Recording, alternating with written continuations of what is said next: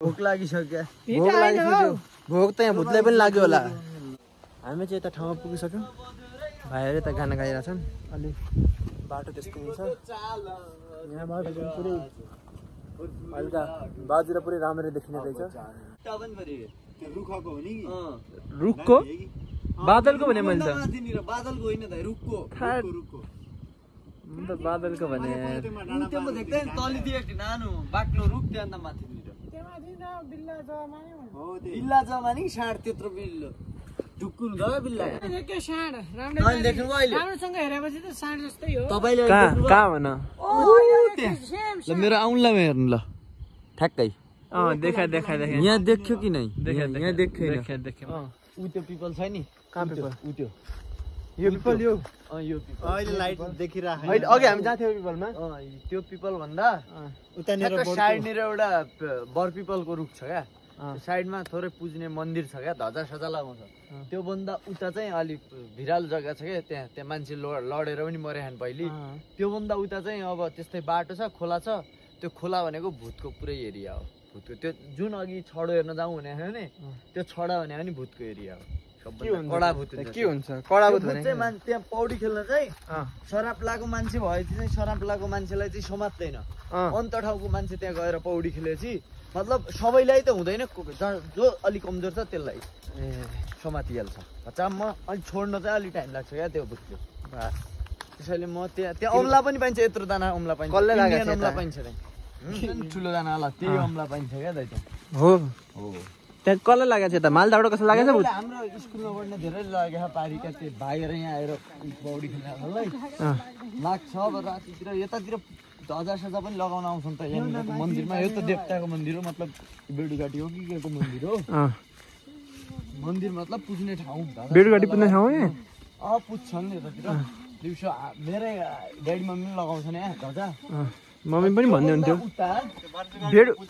उता चाहिँ भूतको सेम भूतै भूत हुन्छ लागिहाल्छ एउटालाई त लाग्छ ल हामी माथि कहाँ हो सराप्लाको रोडमा छौँ अहिले यहाँ चाहिँ विकास भएको छैन है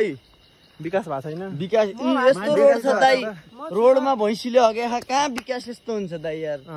रोड भएपछि त बच्चा राम्रो रोड चल्नु पर्यो नि त गाडीहरू समाधान छाड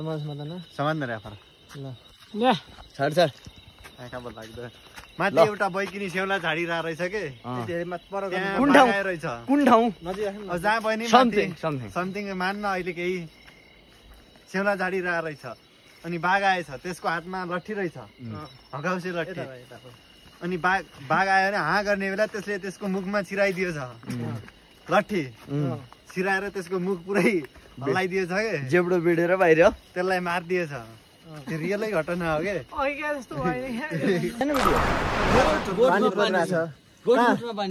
कहाँ हात्तीदेखि कहाँ यार कहाँदेखि हात्ती जन्मियो के भैँसीबाट त्यो खै हात्तीको करस भएको थियो कि त्यत्तिकै भराकोले करस गरेर भाइहरू चाहिँ त उता पसलतिर केही खानेकुरा ल्याउन गएको छ नि आफूले ल्याएन यहाँ नजिक न धेरै